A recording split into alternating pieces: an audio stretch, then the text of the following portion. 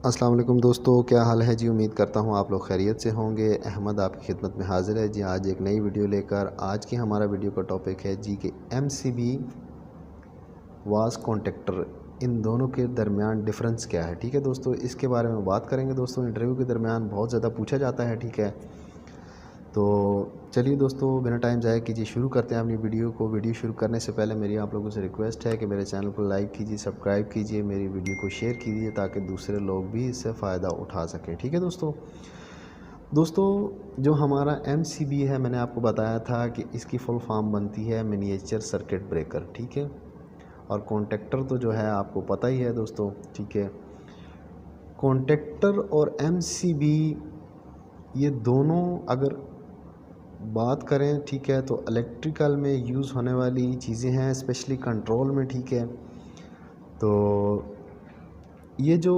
MCB है दोस्तों, ये बेसिकली प्रोटेक्शन देता है हमें 100 एम्पेयर से नीचे। ठीक है, क्योंकि उसकी जो हाईएस्ट वैल्यू आती है वो 2 एम्पेयर से लेकर 100 एम्पेयर तक ही आती है। ठीक है, अभी हमारे पास ये लगा रहेगा सपोज़, तो उसमें हमें ये दो चीज़ों में देता है प्रोटेक्शन, एक शॉर्ट सर्किट में और एक ओवरलोड में। ठीक है, अभी बात करते हैं दोस्तों कॉन्टेक्टर की। कॉन्टेक्टर भी बेसिकली एक इलेक्ट्रिकल डिवाइस है। ठीक है, इसको ऑटोमेटिक सिस्टम, ठीक है, या आप इसको अगर इंटरव्यू दे रहे हैं तो आप इसको कह सकते हैं कि रिमोट सिस्टम या ऑटोमेटिक सिस्टम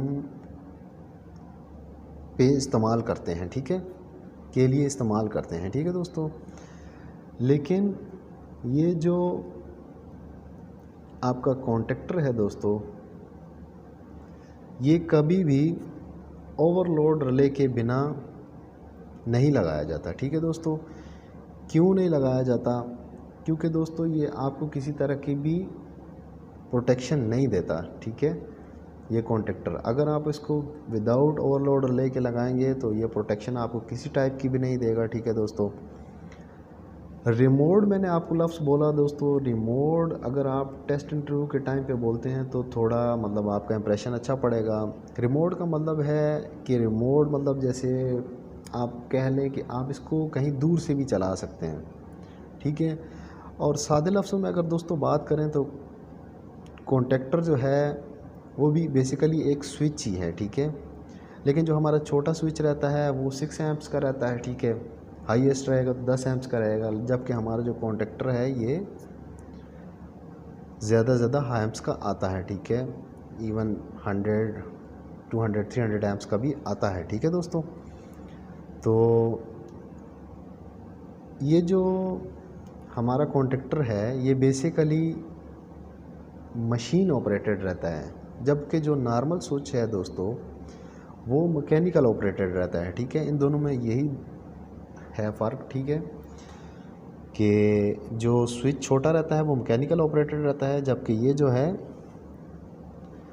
इलेक्ट्रिकली ऑपरेटेड रहता है। क्योंकि आपको पता है हम लोग कॉन्टेक्टर की कभी भी A1 A2 को सप्लाई देने के लिए किसी चीज़ का इस्तेमाल करते हैं, चाहे वो स्विच है, ठीक है, या आइसोलेटर है या ब्रेकर है, कैसे भी एमसीबी कोई भी लगाकर हम लोग इसको सप्लाई देते हैं। ठीक है दोस्तों, अभी दोस्तों बात आ जाती है कि अगर हम लोग इंटरव्यू के टाइम पे बैठे हों और हमारे से वो पूछ ले अगला बंदा कि इन दोनों में फ़र्क क्या क्या है, डिफरेंस क्या क्या है। ठीक है, अगर आप इनकी सिंगल लाइन में उसको बताना चाहते हैं तो आप उसको बता सकते हैं कि जो हमारा एमसीबी है ये हमें फॉल्ट में प्रोटेक्ट करवाता है। ठीक है, इसको हम लोग ऑन ऑफ कर सकते हैं। ठीक है, क्योंकि इसके ऊपर आपको पता है हैंडल लगा होता है। ठीक है, तो इसको हम लोग कर सकते हैं ऑन ऑफ भी। ठीक है, जबकि अगर कॉन्टेक्टर है, कॉन्टेक्टर जो है वो इलेक्ट्रोमैग्नेटिकली ऑपरेटेड है। इलेक्ट्रोमैग्नेटिकली क्यों मैंने कहा, क्योंकि दोस्तों आपको पता है कि उसके अंदर एक कॉइल लगी रहती है। ठीक है, जो मैग्नेट बनाती है, तो हमारा ये जो कॉन्टेक्टर है ये ऑपरेट होता है। ठीक है,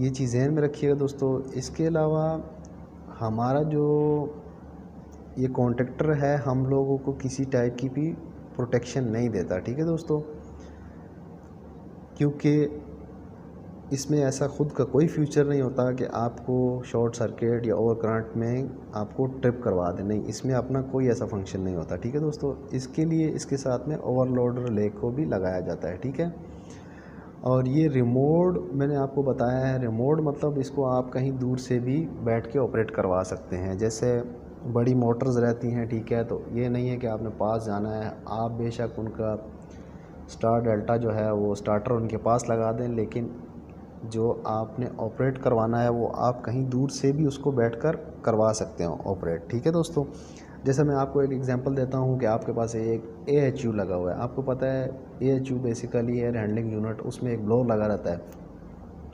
अभी आपने मोटर को ऑन करवाना है तो लाजमी नहीं है कि आपने उसके अंदर जाकर उसको ऑन करना, नहीं, आप बाहर से ही उसको ऑपरेट करवा सकते हैं। इवन आप अगर कॉन्टैक्टर मोटर का उसके अंदर भी लगा देंगे तो ऑपरेट आप उसको सप्लाई जो है पुश बटन से या नॉर्मल स्विच से या ब्रेकर से कहीं से भी देनी है तो आप उसको ऑपरेट करवाएंगे तो वो हो जाएगा। ठीक है, तो ये थी जी आज की हमारी वीडियो, छोटी सी वीडियो थी। उम्मीद करता हूँ आपको पसंद आई होगी। इसके बारे में अगर आपका कोई सवाल है दोस्तों तो आप मुझसे बेझिझक पूछ सकते हैं। ठीक है, तो आज के लिए इतना ही, इजाज़त दीजिए, फिर नई वीडियो में कुछ लेकर हाजिर होंगे। तब तक के लिए अल्लाह हाफ़िज़।